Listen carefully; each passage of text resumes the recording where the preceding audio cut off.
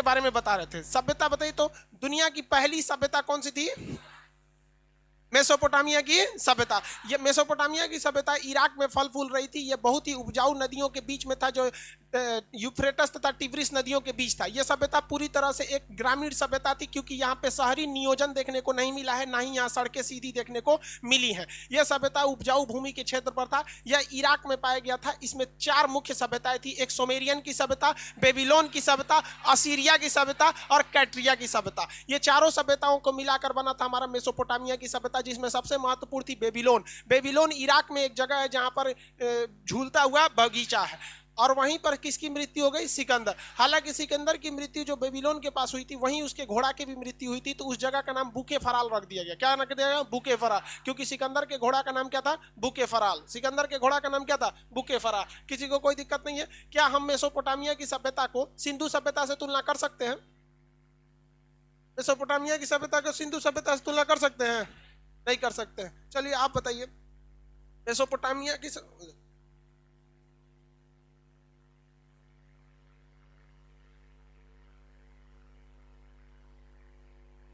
Original में ठीक है, बताइए मेसोपोटामिया की सभ्यता सिंधु नदी की, सिंधु घाटी सभ्यता की तुलना हम पश्चिमी एशिया से कर सकते हैं? कर सकते हैं? अरे कर सकते हैं, आराम से कर सकते हैं। वो आए ही तो थे पश्चिमी एशिया। मेसोपोटामिया के कौन से भाग से हम उसकी तुलना कर सकते हैं? हाँ, कौन सी? पश्चिमी, दक्षिणी, पूर्वी? हाँ, पश्चिमी मेसोपोटामिया से हम उसकी क्या कर सकते हैं? तुलना कर सकते हैं। किसी को कोई दिक्कत नहीं थी? पश्चिमी मेसोपोटामिया से उसकी तुलना किया जा सकता है। आगे देखते हैं हम लोग। इसके बाद हम आपको कौन सी सभ्यता पढ़ाए थे? मिस्र की सभ्यता। मिस्र की सभ्यता किस लिए प्रसिद्ध थी? हाँ, पिरामिड के लिए। और आप लोग ईस्ट वेस्ट में कंफ्यूजन में थे। वहां एप्लीकेशन वालों का लड़कों का सबका आंसर आता वेस्ट वेस्ट। जो वेस्ट नहीं लिख पाता है जल्दीबाजी में डब्लू लिख के भेज देता है। हमरा पहले पहुंच जाइए। आप लोग भी थोड़ा सा एकदम सिंसियर रहिए। यहाँ पर किस लिए फेमस थी भैया? पिरामिड के लिए। पिरामिड जैसे ना, देखिए कोई भी चीज हर जगह नहीं होता है। जैसे भारत लीची के लिए फेमस है, लीची में भी बिहार का मुजफ्फरपुर है कि नहीं, वो स्पेशल लीची है, वहां पे कैटेगरी होती है। अब जैसे भूसावल का केला, हाँ,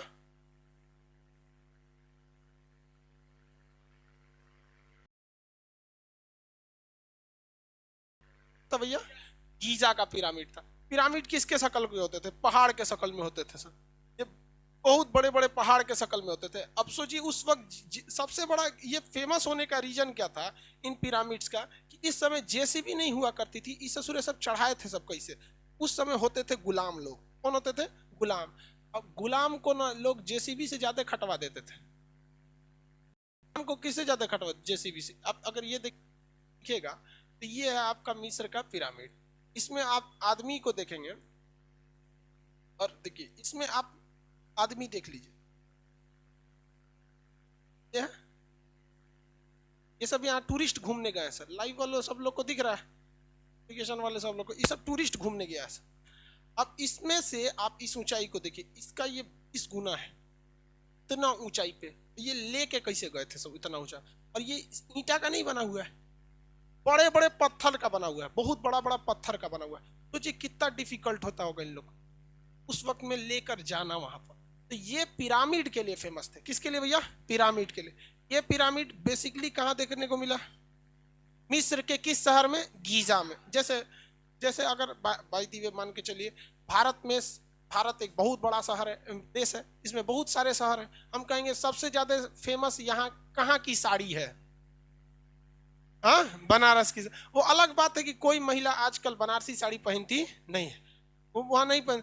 बनारसी साड़ी पहनने के बाद महिला सबको लगता है कोई उस सबको लेमिनेशन में पैक कर दिया है, वो शादी ब्याह में कहो पहन ली से पहन ली, लेकिन बहुत फेमस है वहां की साड़ी। उसी तरह से गीजा का क्या फेमस है? पिरामिड। क्या हुआ जी आपको?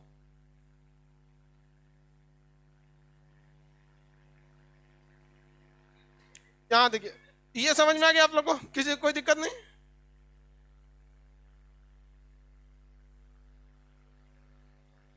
लड़की जब उठ के जाती है तो डर लगता है। एगो बैच में एगो गई सीढ़िया पे गिर के बेहोश थी, बोलबो नहीं करती है कि हम बेहोश होने वाले हैं, चुपचाप जाके कहीं बेहोश हो जाएंगे। हाँ, वो तो एक तो नीचे कोई लड़का है ऑफिस में कंप्लेन किया कि सर एगो बेहोश होकर सीढ़िया पे गिरल है। तो भगवान का दया था, वरना अगर बैचवा छोड़ दिए रहते तब वो ऐसे ही पिरामिड में हो गई, मम्मी बन गई। ये वो लोग देवताओं की भी पूजा बड़ा करते थे। मिस्र वाले लोग देवताओं की पूजा बड़ी ज्यादा किया करते थे। लोग देवताओं की पूजा क्या करते थे वो मिस्र के लोग, और वो लोग ना मतलब एलियंस वगैरह में बहुत ज्यादा विश्वास रखा करते थे। जीन वगैरह में उन लोग का विश्वास ज्यादा था। इवन कि आप मूवी वगैरह में भी देखेंगे मिस्र के ना, तो वहाँ कुछ वो वहाँ पे ऐसी भी परंपरा थी कि आप अपनी आत्मा को मतलब दूसरे की आत्मा में डाल सकते हैं। कोई ये देवता है वो देवता है, मतलब 25 टाइप का। अब देखिए अलग अलग धर्मों की अलग अलग विचारधाराएं होती है। अब इसमें कोई धर्म अच्छा खराब नहीं, भाई अपनी विचारधारा है, मानिए तो भगवान, नहीं मानिएगा तो पत्थर, है कि नहीं। तो वैसे इन लोग की विचारधारा थी। तो ये गीजा का क्या हो गया, पिरामिड हो गया। किसी को कोई दिक्कत नहीं है इसमें। पिरामिड कोई फेमस चीज मतलब बस ये था कि बिना जेसीबी बिना किसी चीज के मदद से उतने बड़े बड़े पत्थरों को गुलामों की मदद से हाथी की मदद से खींच खींच कर क्या किया गया, चढ़ाया गया था। जो इंजीनियरिंग का एक बहुत बेमिसाल नमूना था यहाँ पर। और एक दो ठो नहीं थे, एक ठो पूरा शहर ही था गीजा। जहां देखेंगे तो आर्टिफिशियल पहाड़ उन लोगों ने क्या कर दिया था, खड़ा कर दिया था मिस्र की सभ्यता में। किसी को कोई दिक्कत नहीं है मिस्र की सभ्यता में। आगे बढ़ जाए। यहाँ का एक और चीज बताइए क्या फेमस है।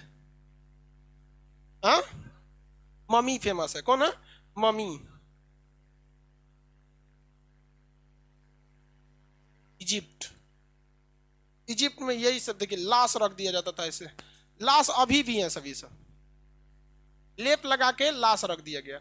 अब देखिए अब लाश तो लाश होती है भैया, जिंदा तो है नहीं, लेकिन फिर भी उन लोग के शरीर मतलब पूरी तरह से खराब नहीं होते, वैसे फ्रेम में रखे हैं।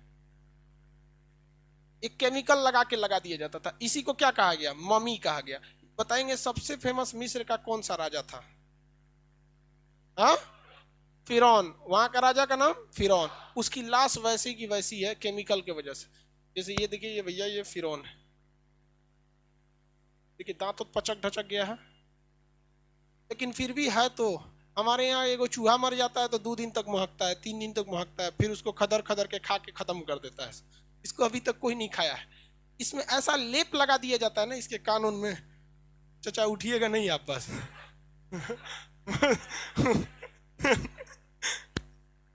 उठ जाएगा तो दिक्कत हो जाएगा। अब इसको चींटी खाइबे नहीं करेगी, चींटी नहीं खाती है। गर्मी का दिन था, लॉकडाउन से पहले हम सोए थे तो लाइट उठ कट गई थी। तो बहुत गर्मी लग रही, तो फर्श पे सो गए। ठंडा रहता है फर्श। तो जो सब चींटी चारों ओर से मतलब घेर ली थी सबको, और बहुत खुश थी सबकी, इतना बड़ा आदमी मरा है, इसको कम से कम 1 महीना का राशन का इंतजाम हो गया। हम उन सबको उठ के भगाएंगे, भाग कहीं कभी जिंदा है रे हम यहाँ। मतलब वो लोग एकदम खुश थी सबके, मर गया ही खान साहब। तो ये सबको चींटी वगैरह नहीं लगेगी सब। क्यों? क्योंकि इसमें क्या लगा हुआ है, केमिकल। हवाओं का भी कोई खास असर नहीं पड़ेगा, इनमें ऑक्सीडेशन नहीं होगा। ऑक्सीडेशन का मतलब होता है कोई भी चीज का सड़ जाना। तो ये मम्मी को लगा दिया जाता था, इसे शीशा में पैक कर दिया जाता था यहाँ पर। तो यही है, यहाँ पे ज्यादातर वहां पे ऐसे ही रखे जाते थे यहाँ पर। हालांकि इस्लामिक परंपरा के हिसाब से उन लोग का कहना है कि फिरौन को मतलब ईश्वर ने श्राप दिया था कि कयामत तक तुम्हारी लाश को न मिट्टी लेगी, न आग जलाएगी, न मतलब हवा सड़ाएगी, न ऐसे करके। वो धार्मिक परंपरा है भाई। सब धार्मिक अपने जगह पे, साइंस अपने जगह पे, दोनों में नहीं जमता है। नहीं समझे? दोनों में जो आपको अच्छा लगे आप मानिए। ये भी वही है चाचा, दूसरे हैं ये कोई। उंगली उंगली देख रहे हैं इनका, चाइना का नहीं है। चाइना आदमी मरने के बाद चाइनीज के शकल का हो जाता है। ये इनकी उंगली वगैरह पे लेप लगा दिया गया। कुछ ना कुछ तो सड़ेगा ही, एकदम ऐसे ऐसे थोड़ा रहेगा नहीं, कुछ ना कुछ क्या लगेगा, सड़ेगा ही। मरा हुआ आदमी। और ये 1-2 दिन का पुराना थोड़ी है भाई साहब। मिस्र की सभ्यता जो थी वो ईसा मसीह के जन्म से 3100 ईसा पूर्व थी, यानी सिंधु सभ्यता से भी क्या थी, वो पुरानी थी। अगर वर्तमान से देखेंगे तो उसको मान के चलिए ईसा मसीह के जन्म से 3000 साल पहले। 3100 का मतलब कितना हो जाएगा, 3000। हाँ, और इधर वाले के लिए क्या हो जाएगा, 5000 हो जाएगा। क्या हो जाएगा, 5000। तो टोटल 2000 इधर, 3000 इधर, 5000 साल पुराना है। 5000 साल में इधर तो लोहा गल जाता है। समझ में आएगी नहीं? आ गया। चलिए आगे बढ़ जाए। अब इसमें और क्या चीज थी मिस्र की सभ्यता में, क्या हुआ? हाँ, जाइए, गेट बंद हो गया जी, खोल दीजिए। तो आपको बोला गेट खुलवाइए।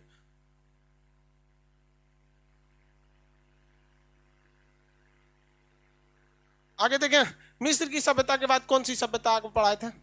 रोमन सभ्यता। देखिए रोमन सभ्यता अपने वक्त में सबसे ज्यादा विकसित सभ्यता थी। पूरी दुनिया में सबसे ज्यादा विकसित सभ्यता कौन सी थी? रोमन सभ्यता। ये कहाँ थी? रोमन सभ्यता किस देश में थी? इटली में। बेसिकली वो इटली में थी, लेकिन ये लोग पूरे भूमध्य सागर पर क्या कर लिए थे? अधिकार कर दिए थे। पूरे भूमध्य सागर में क्या कर दिए थे? अधिकार कर लिए थे। ये रहा आपका रोमन सभ्यता।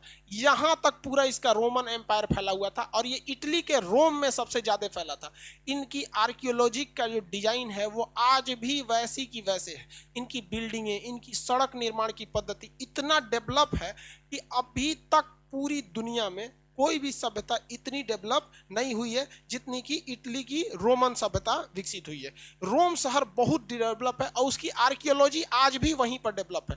जैसे देखिए हमारे यहाँ क्या होता है कि जैसे रोम है, रोम मत लिख दे आप। ये रोम के डिजाइनिंग को देखेंगे तो उस वक्त से ही ये आर्कियोलॉजी चलते आ रही है। अब हम लोग जैसे शहर को बनाते हैं, बिहार पुलिस का उसका दौड़ था, उसको याद नहीं था, क्लास करने आई थी। देखो भाई साहब, लड़कियां का बिहार पुलिस का दौड़ था, वो क्लास करने आ गई थी, वो अचानक याद आया तब गई। अब बोल रही है 1 मिनट में आ रहा है। मैंने 1 मिनट में दौड़ के चल आएगी वो। किसान बोर्ड को भी फेल कर दीजिए। देखो भाई, ऑफलाइन में यही सब तो होता है, ऑनलाइन वालों को कोई दिक्कत नहीं होता। ऑफलाइन में कोनो बेहोश होगी, उनको दौड़ने जाना है, कोनो लड़का लेट आएगा। ये देखो भैया रोम को, ये रोम शहर है, ये आपको देख रहे हैं ये चौराहा, हाँ, ये इतना बेहतरीन उस समय की ये डिजाइनिंग है। आज से लगभग कितना 600 ईसा पूर्व, 600 ईसा पूर्व। उस समय हम लोग के घर लकड़ी के हुआ करते थे, सीढ़ी नहीं था ना, तो हम लोग बांस का सीढ़ी लगा के घरे चढ़ते थे। आजो बांस का सीढ़ी। ये लोग उस वक्त इतना ज्यादा क्या थे? डेवलप थे, बहुत बेहतरीन डेवलप थे ये लोग। ये रोम को कहा इतना ज्यादा डेवलप था रोम की, कहा जाता है इंग्लिश में भी एक फ्रेज कहा जाता है कि Rome was not built in 1 day. Rome एक दिन में बन के तैयार नहीं हुआ। तो आप लोग भी सोचेंगे एक के दिन में हमारा रिजल्ट हो जाए, हम आइंस्टीन बन जाए, भी पॉसिबल नहीं है, क्योंकि रोम बहुत मेहनत से बना है। आप अगर इसकी गलियों को देखेंगे, सड़कों को देखेंगे, इतना बेहतरीन बनाया गया है। और आज भी आपको जो गली देखने को मिलेगा उस जमीन पे, वहां आज के वक्त में देखिए, अगर मान के चलिए आप पढ़ने में अच्छे हैं तो 2 साल बाद थोड़ा और अच्छे होंगे। अब चौपट हैं तो 2 साल बाद और चौपट होने लगते हैं। अब जैसे आपको क्या लगता है, आप 50 साल बाद भी आएंगे पटना के इस मुसल्लापुर एरिया में, यहाँ बहुत ज्यादा विकास देखने को नहीं मिलेगा, क्योंकि लोगों की मेंटेलिटी है जमीन खरीदो, 10 फीट आगे सड़क फेंक दो। इस पब्लिक को दिक्कत होगा, उस पर सड़क फेंक देगा। अब आखिरी सीढ़िया पे, जैसे घर लिया, आखिरी सीढ़ी पे बैठ के सुबेरे बरस करेगा, अब फिर जहां तक थूक देगा वहां पे। अब किसी मोटरसाइकिल वाले से लड़ गया तो फिर तू बिना पिटाए यहां से जा नहीं सकता, नहीं जा सकते यहाँ। लेकिन रोम में ऐसा व्यवस्था नहीं है, वहां बहुत सिस्टमेटिक ढंग से बनाया गया, जिसके पीछे एक रीजन भी है। जनसंख्या वहां पे बहुत कम है। जनसंख्या ज्यादा रहने पे क्या हो जाता है? दिक्कत हो जाता है। समझ में आ गया कि नहीं आ गया? आगे बढ़े, किसी को कोई दिक्कत नहीं। ये कौन सा था? रोम। आगे बढ़ जाए। रोमन सभ्यता का सबसे ज्यादा विकास कहां देखने को मिला? मतलब भूमध्य सागर के पास। रोमन सभ्यता का सबसे ज्यादा विकास कहां देखने? भूमध्य सागर के पास। भूमध्य सागर के पास कौन सा महाद्वीप है? मतलब ज्यादातर यूरोप से उसका एरिया, हालांकि वहां पे तो एशिया भी है, अफ्रीका भी है, यूरोप भी है, लेकिन ज्यादातर विकास कहां देखने को मिला? यूरोप में ही उसको देखने को मिला। रोमन सभ्यता कितनी साल पुरानी थी भाई? हाँ, 600 ईसा पूर्व। आज भी ये बहुत ज्यादा डेवलप है। अब रोम में जो राजा रहते थे लोग ना, रोम के राजा, वो उस वक्त में भी पार्लियामेंट में रहते थे। मतलब जब हमारे यहाँ पार्लियामेंट नहीं था, अब तो आजादी के बाद ना हमारे यहाँ संसद होने लगा, वरना अशोक के वक्त में भी कौन सा बहुत बड़ा संसद होता था? नहीं होता था। हालांकि लिच्छवी जो हमारे यहाँ एरिया था वो दुनिया का पहला गणतंत्र था, मतलब राजा का चुनाव होता था, लेकिन चुनाव के बाद राजा डिसीजन क्या लेगा इसका कोई चुनाव नहीं होता था। लेकिन वो रोम थे, वहां पे पहले भी डिसीजन लिए जाते थे। तो वहां एक बहुत बड़ा राजा था, वहां पे 2 राजे वहां के बहुत फेमस हुए हैं। एक का नाम था आगस्टस, एक का नाम था जूलियस सीजर। जूलियस सीजर का कहानी ड्रामा किसने लिखा है? William Shakespeare. विलियम शेक्सपियर बहुत बड़े ड्रामेटिस्ट थे। उन्हें भारत का विलियम शेक्सपियर किसे कहा जाता है? कालिदास को। भारत का शेक्सपियर कालिदास को कहा। इन्होंने एक पोएट लिखा था जिसका नाम था जूलियस सीजर। जूलियस सीजर एक बहुत भी ईमानदार राजा था और वो एकदम गरीब परिवार से जाकर एकदम राजा की उपाधि लिया। अगर जूलियस सीजर की प्रारंभिक जीवन को आप देखना चाहते हैं तो भारत में कुछ लोगों से आप देख सकते हैं, जैसे भीमराव अम्बेडकर एकदम गरीब परिवार से आगे गए, नरेंद्र मोदी चाय बेचकर आगे आए, एपीजे अब्दुल कलाम गरीबी झेल के आगे आए। देखिए इसमें हंसने की बात नहीं भाई, नरेंद्र मोदी ने चाय बेच के आगे आए, इसमें आप हंस क्यों रहे हैं? गलत क्या है भाई? एक प्रेरणा का स्रोत है। एपीजे अब्दुल कलाम गरीबी झेल के आगे आए कि नहीं? बहुत बहुत ये लोग प्रेरणा के स्रोत है। भीमराव अम्बेडकर को क्लास में बैठ के पढ़ने नहीं दिया जाता था, बाहर बैठ के पढ़ते थे। वहां पे झोपड़ी होती थी, उसके बाहर बैठ के पढ़ा करते थे। तो ऐसे वैसे जूलियस सीजर भी था। लेकिन जूलियस सीजर से जलने वाले बहुत सारे लोग थे। जब आप आगे बढ़ते हैं ना तो नो डाउट आप जितने फेमस होते जाते हैं उतने लोगों के नज़र में चढ़ने लगते हैं, नज़र में उतने ज़्यादा क्या हो जाते हैं, चढ़ जाते हैं। कल का हमारा हम आपको बताते क्या, इसमें दिखाते कैसे आपको, मतलब कल एक वीडियो डाले थे हम ट्रैक्टर रैली वाले पे। तो ट्रैक्टर रैली पे हम आपको अब उसको यूट्यूब पे जब बनाएंगे तो दिखाएंगे। 2 घंटे विद इन 2 आवर्स में मेरे वीडियो पे 1 मिलियन व्यूज गए थे। अब 10 लाख लोग देखे थे 2 घंटे में, 10 लाख। लेकिन अगर आप YouTube खोल के देख रहे होंगे लोग ना तो वहां दिख रहा होगा 4 लाख। ये फ्रीज हो चुका था। मेरा अकाउंट को कल फ्रीज किया गया था टोटल। वहां पे बढ़ ही नहीं रहा था, लाइक बढ़ रहे थे, डिसलाइक बढ़ रहे थे, कमेंट बढ़ रहे थे, बट व्यू 4 लाख के 4 लाख पे रुके थे। हम कहे सोच रहा हमारा हैक तो ना हो गया, यहाँ पे ये बात का डर लगता है हैक तो नहीं हो गया। लेकिन बाद में पता किया 1-2 लोग को बड़का बड़का सब यूट्यूबर जो है सब, अब हम लोग तो टीचर हैं, यूट्यूब के बारे में कौन जानकारी नहीं है। सोचा कौन चीज टैग होता है, कौन चीज हैशटैग होता है, बना के डाल दिया, काम खत्म। देखते तू लोग बोला कि भाई साहब ये आपका फ्रीज किया गया है, मतलब वो नहीं बढ़ रहा है। तो जब इसे आप कुछ करेंगे ना तो आपको भी बहुत झेलना पड़ेगा। समझ में आया कि नहीं? वैसे ही झेलना किसको पड़ गया? जूलियस सीजर को। उसी के मंत्रिमंडल वाले ने किसको मार दिया? जूलियस सीजर को हत्या कर दिया। कहाँ पे? मंत्रिमंडल, राजा की गद्दी पे बैठा था वहीं पे क्या कर दिया गया? हत्या कर दिया गया। वहां का एक और राजा था जिसका नाम था आगस्टस। क्या नाम था? आगस्टस। अगस्त महीना सुने हैं? किसके नाम पर है? आगस्टस। ये जो हम लोग कैलेंडर यूज करते हैं ये बेसिकली क्रिश्चियन कैलेंडर है जिसे पोप ग्रेगोरी ने चालू किया था। किसने चालू किया? पोप ग्रेगोरी ने। और हम लोग ने आज भी उन्हीं के कैलेंडर को लेकर चलते हैं जिनके हिसाब से 1 जनवरी होता है। तो ये बड़े बड़े राजाओं जाए, जैसे अगस्टस के नाम पे क्या हो गया? अगस्त, जुलाई, ये सब अलग अलग देव, मतलब उनके हिसाब से। जैसे भारत में हम लोग तो शक संवत यूज करते हैं। हम लोग का साल खत्म होने वाला है, फागुन में खत्म हो जाएगा ना जी। चैत से हम लोग की शुरुआत होती है। भारत में शक संवत जो होती है उससे चैत से शुरुआत होती है, लगभग 22 मार्च के आसपास है। इस बार होली कितने तारीख को है? 29 को है। हाँ, तो लास्ट में चला गया।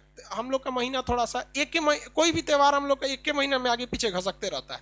अब देखिएगा आप 1 बार होली आएगा कब? 1-2 तारीख को, मतलब अगला होली जब आएगा ना तो मार्च के एकदम शुरुआत में पड़ जाएगा। तो ये आपको कौन सा सभ्यता समझ में आ गया? रोमन सभ्यता। किसी को कोई दिक्कत नहीं है रोमन सभ्यता में? आगे बढ़ जाए। रोमन सभ्यता के बाद आई थी फारस की सभ्यता। कौन सी सभ्यता? फारस की सभ्यता। फारस की सभ्यता बहुत बेहतरीन सभ्यता थी, नो डाउट। फारस की सभ्यता, फारस का अभी का नाम है ईरान। फारस का अभी का नाम क्या है? ईरान। ईरान में जो सभ्यता आई थी, ये लोग आग की पूजा करते थे और इनका सबसे बड़ा उद्देश्य था कि जीवन में शांति रखना है, लड़ाई झगड़ा किसी से नहीं करना है। तो फारस के जो सभ्यता थी वहां पर जो रहने वाले लोग आए उन्हें कहा गया पारसी। क्या कहा गया? पारसी। क्या कहा गया? पारसी। पारसी लोग जो थे आग को महत्व देते हैं और वो लोग लड़ाई झगड़ा कभी नहीं करते हैं। पारसी लोग कभी भी लड़ाई झगड़ा नहीं करते, किसी को कोई दिक्कत नहीं। ये लोग बहुत बड़े बिजनेसमैन होते हैं। यहाँ पर थे ये, ईरान के पास फारस की सभ्यता थी। बाद में सिकंदर जब आया तो इस सभ्यता को क्या कर दिया? रद्द कर दिया। तो कुछ लोग ही वहाँ पे पारसी बच गए। बाद में जब ईरान में इस्लामिक रिवोल्यूशन हुआ तो इस्लामिक रिवोल्यूशन ने बचे हुए लोगों को भी बर्बाद कर दिया, क्योंकि वहाँ पे क्या आ गए? सिया आ गए। और भाई साहब अभी 21वीं सदी में सिया सुन्नी पे लड़ाई करना मतलब अजीब बेवकूफ़ी लगती है। सिया सुन्नी में लड़ाई करना महा अजीब टाइप का है भाई। तुमको मन है तुम मानो ना, सिया मानो सुन्नी मानो।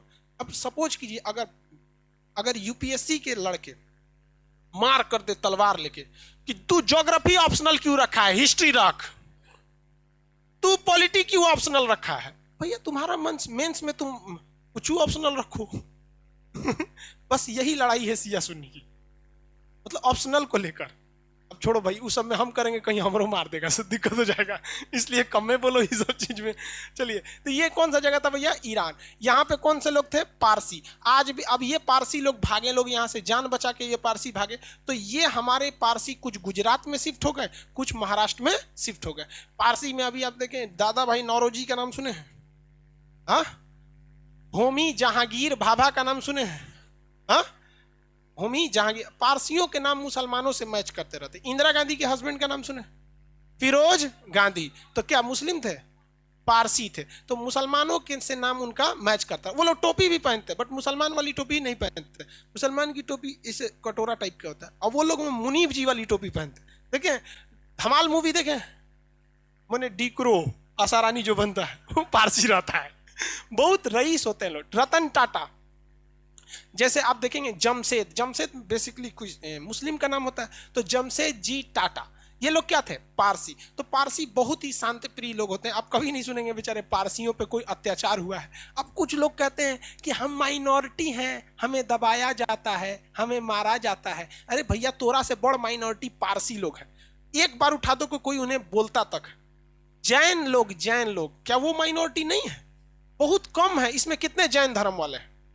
बहुत कम। बौद्ध धर्म वाले बहुत कम होंगे भी। आप बौद्ध धर्म के, जैन की बौद्ध, आप बौद्ध हैं, आपको कोई दिक्कत हुआ है? कोई दिक्कत नहीं होगा। अब आप पहले आप ये झीटे हमें दिक्कत हो रहा है, दिक्कत हो रहा है। अरे भारत में दिक्कत हो गया ना। जो भारत में जिसको दिक्कत हो गया, हमारे हिसाब से उसको एक बार टूरिस्ट वीजा पर सीरिया भेजना चाहिए, ठीक है? और उसको कहना चाहिए कि तुम तब तक रहो जब तक तुम्हारी दिक्कत दूर ना हो जाती है। कसम बताते हैं वो खुद ही दूर हो जाएगा दुनिया से। यहाँ मुट्ठी भर पारसी लोग, जैन लोग, कुछ कभी दिक्कत हुआ नहीं हुआ। अब तू जबरदस्ती आई अभी, लेकिन एक चीज पे दिक्कत होगा, यहाँ पे कंफर्म दिक्कत होगा। अब चाहे आप मेजॉरिटी हैं चाहे माइनॉरिटी है, अगर यहाँ आप किसी को टॉर्चर कीजिएगा ना, तो यहाँ से सिकंदरों ठोका के गए हैं, तो तुम मेजॉरिटी और माइनॉरिटी भूल जाओ यहाँ से। यहाँ पे लेकिन अगर आप यहाँ शांति से रहेंगे ना, शांति से रहेंगे ना, तो आपको कोई कुछ नहीं कहेगा, क्योंकि हम लोग वसुधैव कुटुंबकम वाले हैं। लेकिन अगर सबको कूटने वाले भी हैं, अगर आप नौटंकी करिएगा तो यहाँ पे समझ में आएगी नहीं। तो इसलिए हम लोग क्या थोड़ा ठीक था। तो ये लोग कहाँ पे आ गए लोग भैया? भारत में आ गए लोग। फारसी, फारस के रहने वाले को क्या कहा गया था? पारसी। यहाँ की सभ्यता को पर्शियन सभ्यता। ये पर्शियन सभ्यता से क्वेश्चन पूछा था पीसीएस के एग्जाम में। पर्शियन सभ्यता किसके समकालीन थी? लगभग बराबर थी। तो ये 500 बीसी में चल रहे थे लोग। और ये बताइए, रोमन सभ्यता 600 बीसी, रोमन सभ्यता 600 बीसी, इसमें 600 बीसी। तो हम ये कह सकते हैं कि लगभग लगभग सेम चल रहे थे। लगभग लगभग क्या चल रहे थे? सेम चल रहे थे। आगे बढ़ जाए, लगभग लगभग क्या कर रहे थे? सेम चल रहे थे लोग। किसी को कुछ इसको भारत में देखिए, भारत में इस समय जब यानी 500 से 600 ईसा पूर्व तक में हमारे यहाँ स्टार्ट हो गए थे लोग महाजनपद का काल। और हमारे यहाँ चल रहे थे उस समय बिंबिसार। कौन सा चल रहे थे? बिंबिसार। उस समय हम लोग के यहाँ किसका शासन चलता? बिंदुसार नहीं, बिंबिसार का शासन चल रहा था। अजात शत्रु, लिच्छवी गणराज्य, जैसे मगध महाजनपद, तो मगध महाजनपद वगैरह सब इसी के समकालीन थे। तो जिस समय हम लोग मगध महाजनपद में चल रहे थे, तो हमारा मगध महाजनपद भी मतलब नगरीय था, लेकिन आधुनिक नहीं था। ठीक उसी समय ये लोग बहुत ज्यादा आधुनिक हो चुके थे। अब इसके बाद छोटी छोटी सभ्यताएं आती हैं, जो बहुत बड़ा उनका महत्व नहीं है, रीजनल लेवल पर महत्व है, लेकिन वो बहुत महत्वपूर्ण। जैसे यहाँ पर पीली नदी है। कौन सी नदी? पीली नदी। इसका दूसरा नाम बता सकते? पीली नदी का हांगो नदी। कौन सी नदी? हांगो नदी। हांगो नदी है यहाँ पर जो सभ्यता थी पीली नदी के तट पर जो बसी थी, उस सभ्यता को कहा गया पीली नदी की सभ्यता या चीन की सभ्यता। ये दुनिया के सबसे ज्यादा उपजाऊ भूमि पर ये पल बढ़ रही थी। यहाँ चावल वगैरह की खेती बहुत ज्यादा हो रही थी। ये सभ्यता के लोग नए नए आविष्कारों में विश्वास रखते थे। तीर धनुष बहुत जबरदस्त बनाते थे। कागज की खोज यहाँ से हुई, रेशम की खोज यहाँ से हुई। चीन के लोग आज भी काम पर ज्यादा विश्वास रखते हैं, और भारत के लोग आज भी बहुत कम काम करना चाहते हैं। रियली पूछिए ना, तो यहाँ सरकारी नौकरी केवल इसलिए पसंद किया जाता है कि काम करो चाहे मत करो, तुम्हें कोई निकालने वाला नहीं है। दूसरा कोई महत्व सरकारी नौकरी का नहीं है। बाकी बताइए ना, सरकारी नौकरी में आपको सबसे बड़ा रिलीफ यही मिलता है, आपकी जो सैलरी है वो अलग है, टेबल पर बंधा है कि बिजली के पोल मिस्त्री हैं तो एक बार तार जोड़ने आएंगे तो 250 रुपया हमारा हो गया, फिक्स है कि नहीं? यहाँ पे फिक्स है आपका एकदम फिक्स। आधार कार्ड बनवाने जाएंगे तो इतना लगेगा, जमीन लिखवाने जाएंगे तो इतना लगेगा। मतलब SBI में खाता खुलवाने जाएंगे तो फॉर्म का 20 रुपया ले लेगा, चपरासी ले 20 रुपया ले फॉर्म देते हैं तुम यहाँ पे, तो यहाँ फिक्स हो जाता है। जबकि चीन के आगे बढ़ने में यही चीज सबसे ज्यादा वहां पे क्या कर दी, भूमिका निभा दी। तो हांगो नदी की सभ्यता को हम पीली नदी की सभ्यता के नाम से जाना जाता है। ये सभ्यता उस समय भारत में जब अशोक चल रहे थे, लोग अशोक का शासन चल रहा था, तो ये लोग इधर पीली नदी की सभ्यता चल रही थी। ऐसा इतिहास में वर्णित किया गया है कि इन लोग का एक बार विचार था कि क्यों ना हम लोग इस रास्ते होते हुए भारत पर कब्जा किया जाए। कहां किया जाए, भारत पर कब्जा किया जाए। तब तक उसी समय के आसपास अशोक ठोक दिया था कलिंग जाके, ये सब डर गया, सब कहा सब कि ठीक जगह नहीं है, वो अपना प्लान कैंसिल कर दीजिए। यहाँ तो देखिए भैया, भय बिना प्रीत का, हम 2 दिन पहले भी एक वीडियो बनाए थे, उसमें हम आपको पूरा इतिहास बना के यूट्यूब पे दिखाए थे कि जब जब चीनी पिटाए हैं 50 साल तक शांत रहे। हाँ, अब बताइए, हम मोदी जी को पर्सनली फोन करेंगे नहीं, हम लोग एक शिक्षक के नाते इतिहास में जो जो घटनाएं हुई हैं उसका साक्ष्य दे के आपको बता सकते हैं। हालांकि हम बहुत सलाह दी है मोदी जी को, बहुत मनबो की है। हालांकि होता भाई, होना चाहिए भाई, बहुत चीज उनको दिमाग से हट जाते हैं। लेकिन चीन वालों का एक ही है, इतिहास गवाह है चीन वालों के लिए कि भैया एक बार अशोक को देख के इधर क्या हो गए थे, लौट गए थे सब, उसके बाद फिर कभी नहीं ले गए सब। बाद में ये पीली नदी की सभ्यता और बढ़ने लगी थी, और ये आज के वक्त में पीली नदी की सभ्यता और इधर वाले लोग जो होते हैं आज के वक्त में कहलाते हैं हान चाइना। क्या कहलाते हैं, हान चाइना।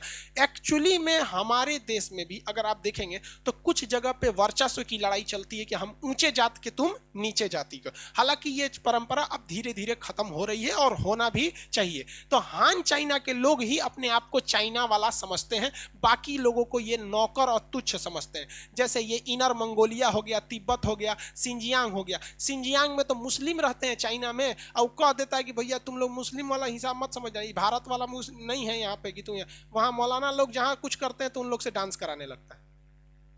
वहां मौलाना का डांस होता है चाइना में। सोचिए, यहाँ पर मजाल नहीं, कोई कुछ बोल सकते हैं। दाढ़ी का साइज दिया है 6 इंच से ज्यादा हो गया, नाचना पड़ेगा आपको। बेचारा नापते रहता है लोग वहां पर। कुरान शरीफ में वो चेंजिंग करके पढ़ाता है कि आपको ये कुरान पढ़ना पड़ेगा। वहां पे महिलाओं का अगर घुटना ढक गया तो काट देता है चौराहा पे। अगर सपोज कीजिए यहाँ तक का कपड़ा पहन ली, महिलाएं तो वैसे भी यहाँ तक का कपड़ा पहनती, वहां काट देता है। चाकू लेके वहां पुलिस घूमती है, वहां काट देती है। समझ में आ गया कि नहीं आ गया? और ये पाकिस्तान को नहीं दिखता है कि चाइना ऐसा कर रहा है। समझ में आ गया कि नहीं आ गया? और भारत में कुछ हो जाएगा तो इस्लाम खतरे में है भारत में।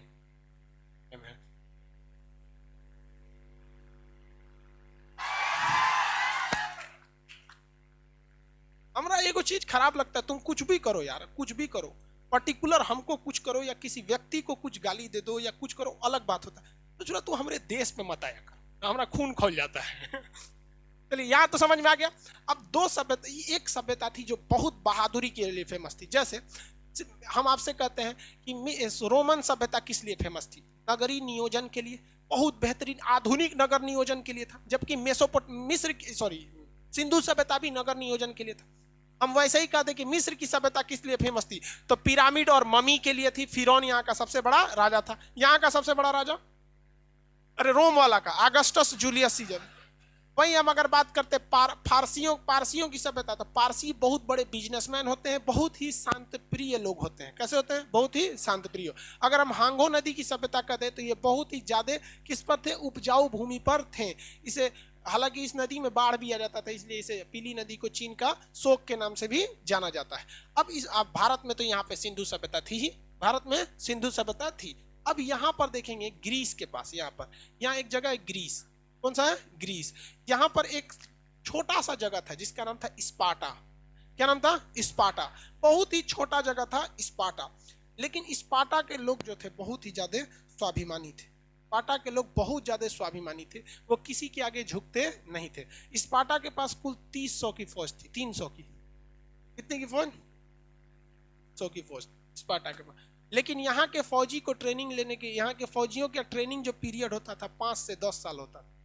हमारे यहाँ आज भी 10 महीना में ट्रेनिंग खत्म हो जाती। अगर आप एनडीए में जाएंगे तो अलग बात है कि 3 साल खड़गवासला में, 1.5 साल आईएनए में जाना पड़ेगा, 4.5 साल। समझ में आ गया नहीं आ गया? तो ऑफिसर्स के लिए वो ज्यादा होता है। लेकिन इन लोग की ट्रेनिंग जानते कितने साल से शुरू होती थी? 6 साल से। 6 साल के लड़के को फौजी बनाने की ट्रेनिंग दी जाती थी। और वो ट्रेनिंग में तभी पास होता था जब उस समय का सबसे खतरनाक जानवर होता है भेड़िया। शेर से ज्यादा छलांग लगाता है भेड़िया। जैसे शेर की खराबी है ना, पेड़ पे नहीं चढ़ पाता है। देखिए हर मायने में शेर से अच्छा टाइगर होता है, हर मायने में शेर से अच्छा कौन होता है? टाइगर। लेकिन टाइगर जो होता है ना, वो अगर किसी शिकार को पीछा कर रहा है और देखता है कि शिकार ज्यादा दूर चला गया है और इधर दूसरे कोनो शिकार है, तो उसको छोड़ के दूसरा को खा जाता है। लेकिन शेर जो होता है ना, अगर दौड़ा दिया किसी को ना, मान लीजिए कोनो बकरी को दौड़ा दिया और ओके कर एकरे खाएंगे और 10 गो बकरी ही आए तो छोड़ देगा, तू हट ससुरी, तू कहां तक भक्त है, तो हट तू यहां से। इसीलिए कहा जाता है शेर। शेर जंगल का क्या हो गया? राजा, क्योंकि दृढ़ निश्चित उसके पास होता है। वैसे ही यहाँ उस एक भेड़िया होता है। आदमी का सबसे बड़ा दुश्मन होता है भेड़िया। वो पेड़ चढ़ जाता है, छत तो चढ़, मतलब बंदर की तरह छलांग लगाता है, पेड़ पे चढ़ता है, बंदर से खतरनाक, टाइगर से तेज दौड़ता है। तो उस स्पार्टा के सैनिकों का एक रूल था कि उनका जब एग्जाम लिया जाता था ना, उन्हें केवल एक लाठी देकर और रात के अंधेरे में भेड़ियों के बीच में छोड़ दिया जाता था। लौट के आ जाओ या तो मर के आ जाओ। वहां पे इतने खतरनाक थे सब। महज 300 स्पार्टा वाले मिलकर 20,000 को हरा दिया। 20,000 को क्या कर दिया? हरा दिया था। स्पार्टा के सैनिक थे। स्पार्टा का सबसे बड़ा जो राजा था उसका नाम था लियोनाइडस। और जो उसका जो लड़ाई हो रही थी वो जर्कसीस से हो रही थी। लियोनाइडस और जर्कसीस स्पार्टा के दो सबसे बड़े, मतलब देखिए जर्कसीस चाहता था स्पार्टा को कब्जा कर सके। ये स्पार्टा एक क्या था? छोटा सा जगह था। ये जगह कौन था? छोटा सा स्पार्टा। इस पर इस एरिया का राजा जर्कसीस क्या करना चाहता था? हमला करना चाहता था। लेकिन स्पार्टा का जो राजा था उसका नाम क्या था? लियोनाइडस। क्या नाम था? लियोनाइडस। तो लियोनाइडस ने हरा दिया। हालांकि लियोनाइडस के साथ छल कपट हो गया, जिस वजह से लियोनाइडस भी अंत में क्या हो गया? मारा गया। स्पार्टा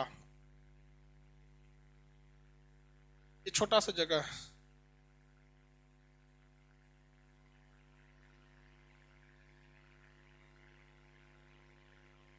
लियोनाइडस था, उसका नाम क्या था भाई? लियोनाइडस। इन लोग का भाला यही यही मेन मेन ये उसका,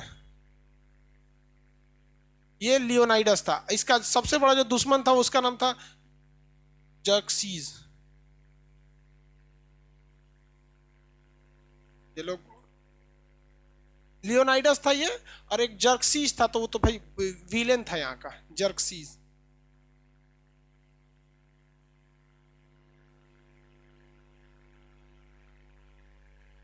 कई सजई का दिख दिया, मशीन दे दिया।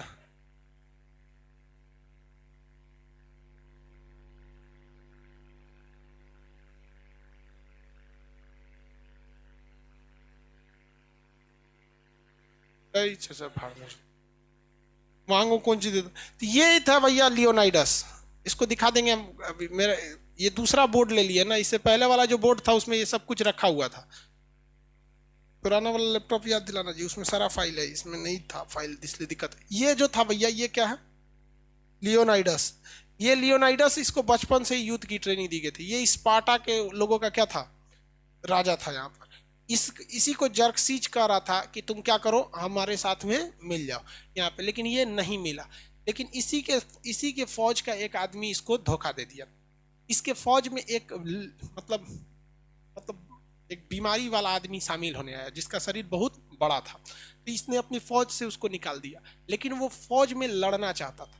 ये उसको बेइज्जत करके नहीं निकाला। कहा कि भाई तुम हमारी फौज के हिसाब से नहीं हो, हम लोग 300 लोग को ही रखते हैं, लेकिन वो 300 एकदम छटे हुए लोग रहते हैं। तुम्हारे अंदर राष्ट्रीयता ज्यादा है, देश प्रेम ज्यादा है, लड़ भी सकते हो, लेकिन वो दक्षता नहीं है जो तुम हासिल कर सकते हो।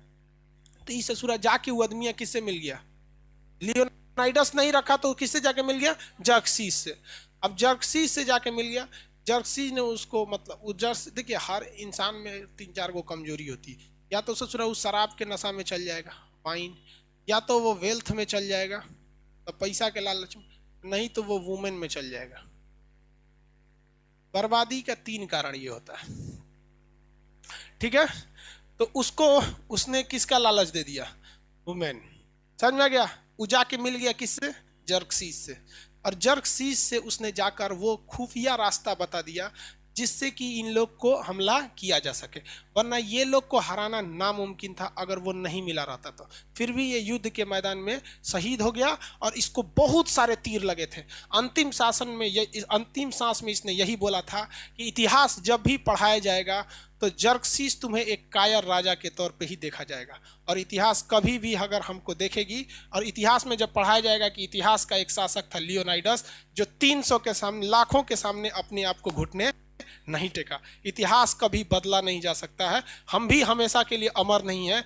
जर्कसीस तुम भी हमेशा के लिए अमर नहीं हो, लेकिन तुम मरोगे, मरने के बाद तुम्हें एक कायर की तरह देखा जाएगा, और मरने के बाद हमेशा हमेशा एक योद्धा की तरह देखा जाएगा। चलिए ऐसे मतलब इतिहास के ऐसे योद्धाओं का हकीकत बात भी, सब कुछ अपना मतलब अपना जमीर नहीं बेचना चाहिए किसी लोग को भी। आज भी इतिहास में आदमी पढ़ाता है, ये कौन है, हमने को कौन मतलब है इन लोग से, नहीं। लेकिन ऐसे ही भगत सिंह हो गए, चंद्रशेखर, हाँ उनसे कुलदीप सिंह चांदपुरी के उनका तो 1971 वाला वीडियो बनाए हैं, वो भी सेम यही कहानी थी भारत में कुलदीप सिंह चांदपुरी की। जब 1971 की लड़ाई हो रही थी ना, तो उनके पास महज 90 फौजी थे, 90 फौजी थे और 30 लोगों की सप्लाई रेजिमेंट, मतलब सप्लाई के लिए थे, मतलब टोटल मान के चलिए 120, और उधर से पाकिस्तान के 6000 से ज्यादा फौजी थे।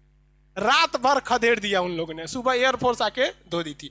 तो वैसे ही भारत में भी ऐसे मिले हैं लोग। तो ये जो स्पार्टा की लड़ाई थी, स्पार्टा एक बहुत ही छोटा सा जगह था। आप खुद सोचिए ना, कोई देश जिसके पास केवल 300 फौजी हो तो देश कितना बड़ा होगा, लेकिन 300 में भी उन लोगों ने क्या कर दिया, दिखा दिया। तो भाई देखिए, विभीषण हर जगह होते हैं सब। भारत के लोगों को कभी भी मोहम्मद गौरी से डर नहीं लगता, भारत के लोगों को डर लगता है तो जयचंदो से, वरना हमें हराने वाला कोई पैदा नहीं हुआ था। अगर भारत के छोटे मोटे राजा साथ नहीं दिए रहते अंग्रेजों का, ये ससुरे अंग्रेज सब खरगोश की तरह दिखने वाला भारत पे शासन कर देता। हम लोग में आपस में फूट कर करके हम लोग को तोड़ा गया। तो ये मेनली दुनिया की ये बड़ी बड़ी सभ्यताएं थी जिसके बारे में आपको आइडिया लग गया। किसी को कोई दिक्कत नहीं, आगे बढ़े, क्वेश्चन पूछे, जगह दिखा के बता सकते हैं। ये कौन सी सभ्यता है? मिस्र की सभ्यता। कौन सी? मिस्र। ये रोम की सभ्यता, रोम की। चलिए अब आगे बताएंगे हम, एक बार में पूछ। ये कौन सी है भैया? मिस्र। इसको बताइए।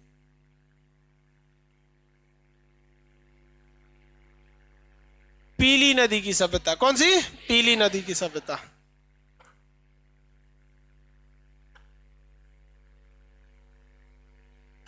ये कौन सी है? फारस की सभ्यता। फारस की सभ्यता, फारस की, पीली नदी की थी। ये कौन सा है? सिंधु सभ्यता। हड़प्पा सभ्यता या सिंधु सभ्यता, आप इसे हड़प्पा कहिए या फिर सिंधु सभ्यता, किसी को कोई दिक्कत नहीं। आगे बढ़ जाए। ये छोटका सा कौन सा था? छोटा सा स्पार्टा। स्पार्टा का राजा का नाम लियोनाइडस। स्पार्टा का राजा का नाम लियोनाइडस। किससे युद्ध किया था? जर्कसीस। किससे युद्ध किया? जर्कसीस से। जूलियस सीजर और अगस्टस कहाँ के राजा थे? रोम के। जूलियस सीजर और अगस्टस रोम। कहाँ के थे भैया? रोम। आगे बढ़े। गीजा में क्या प्रसिद्ध है? गीजा का पिरामिड पे। सबसे ज्यादा विकसित सभ्यता कौन सी थी? हाँ, रोम। दुनिया की पहली नगरीय सभ्यता, दुनिया की पहली नगरीय सभ्यता रोम। विश्व की पहली नगरीय सभ्यता मेसोपोटामिया, सिंधु। सही है, एप्लीकेशन वाले लोग सही है। यहाँ आधा लोग रोम बोल। दुनिया की पहली नगरीय यानी शहरी सभ्यता कौन थी? हाँ, सिंधु सभ्यता थी। इसमें क्या सोचना है आप लोगों को? सिंधु सभ्यता थी, वही जो आप हड़प्पा कही है, सिंधु सभ्यता। दुनिया की पहली सभ्यता, हाँ, मेसोपोटामिया की सभ्यता। मेसोपोटामिया की सभ्यता। ईरान में कौन सी सभ्यता थी? फारस की सभ्यता। लियोनाइडस कहाँ का? स्पार्टा से। आगे बढ़ जाए। इसका युद्ध किससे हुआ?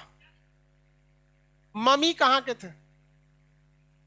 हाँ, मिस्र में। एलियन तथा देवताओं में सबसे ज्यादा विश्वास मिस्र में था। उसे देवता होता को कुछ ज्यादा मानता था मिस्र वाला। मिस्र के लोग मतलब अब उन लोग का अपना मान्यता है। सबका आत्मा, मतलब उन लोग में कुछ अजीब अजीब चीज थी, जैसे हमारे अंदर एक ही आत्मा है, तो मिस्र के लोगों का कहना था कि हम अपनी आत्मा का कई टुकड़े कर सकते हैं, तो अलग अलग जगहों पे रख सकते हैं, है कि नहीं। जैसे मान लीजिए हम आत्मा का 2 टुकड़ा कर दिए, ठीक है, एगो डाल दिए गूगल ड्राइव में, एगो कोनो आम के गाछ में डाल दिए। अगर आम का गाछ कटा गया तो मेरा जितना % इक्विटी यानी शेयर था उस आत्मा का, उतना चला गया उसमें। अब इसी पर आधारित आपका देखेंगे, हैरी पॉटर देखे हैं, उसमें एगो वोल्डेमॉर्ट, हाँ, वोल्डेमॉर्ट ने अपने पता नहीं क्या बनाया रहता उसको, हर क्रक्स बना रहता है, हर क्रक्स मतलब अपनी आत्मा के 8 टुकड़े किए रहते हैं, उसमें एगो टुकड़ा हैरी पॉटर भी रहता है, मतलब तू उसको मारेगा ना तो अपने ही मर जाएगा। तो ये लोग बहुत ज्यादा आत्मा, भूत, प्रेत इस सब में विश्वास रखा करते थे। तो ये आपकी क्या चीज खत्म हो गई, सभ्यता खत्म हो गई। अब कुछ क्वेश्चन पूछे पुराना, बता सकते हैं कि नहीं बता। चित्रित धूसर मृतभांड शैली किस काल की थी? हाँ, चित्रित धूसर मृतभांड वैदिक काल की थी। इस किस कलर की थी ये? ग्रे। कौन सी कलर? उत्तर काले चमकीले मृतभांड महाजनपद। कौन सा? महा। सर्वाधिक रासायनिक चीजों का प्रयोग किसमें हुआ? हाँ, चमकीले मृतभांड, चमकीले मृतभांड। गैरिक मृतभांड हड़प। गैरिक मृतभांड किस कलर के थे? गैरिक मृतभांड लाल, गैरिक मृतभांड लाल कलर के थे। किसी को कोई दिक्कत नहीं है इसमें, आगे बढ़ जाए। कौन सा ऐसा मृतभांड था जो तीनों सभ्यताओं में पाया गया?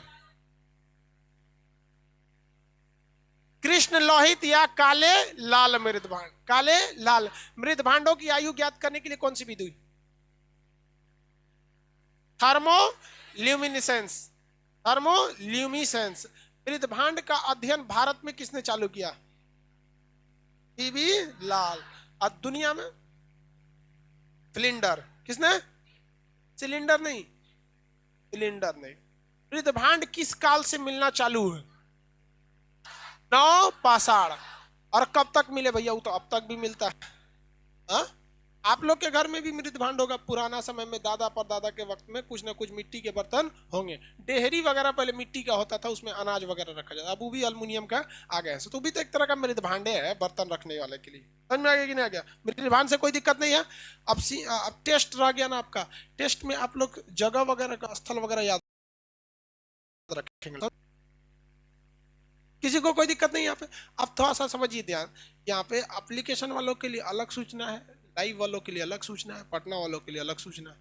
पहले किसको सुना दे?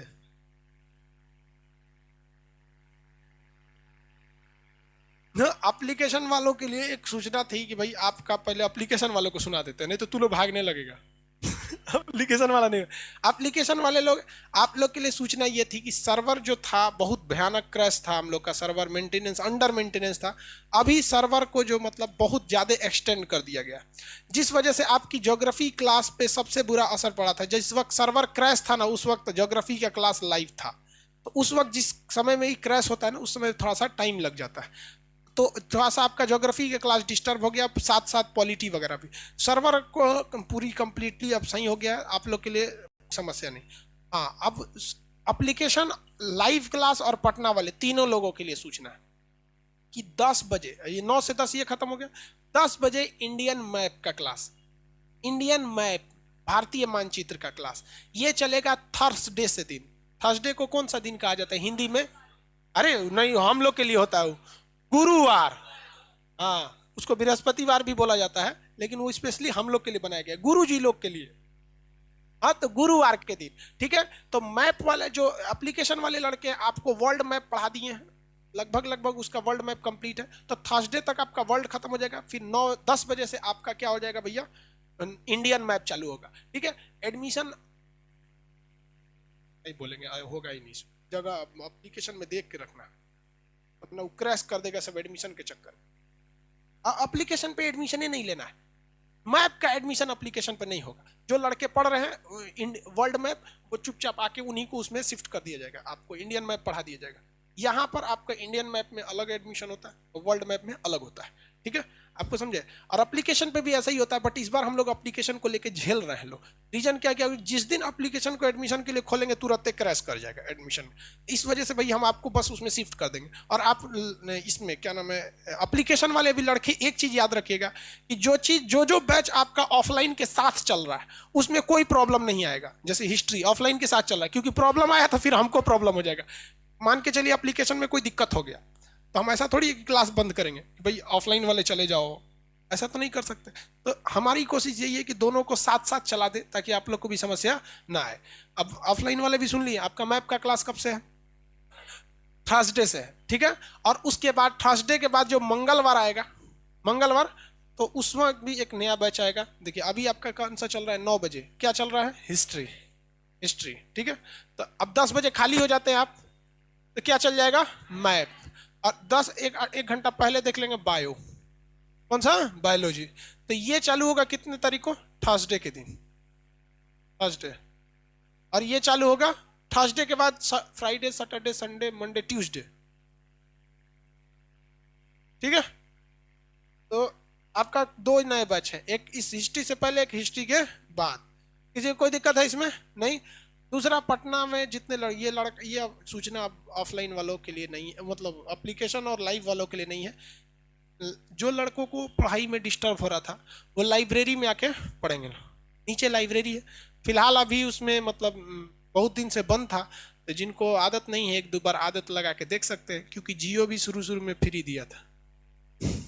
लेकिन बाद में आप लोग को लत लग गया कि नहीं लग गया, वैसे ही लाइब्रेरी भी है। एक बार जिसको लाइब्रेरी में आदत लग गया ना, बस वो लाइब्रेरी में पढ़ता है।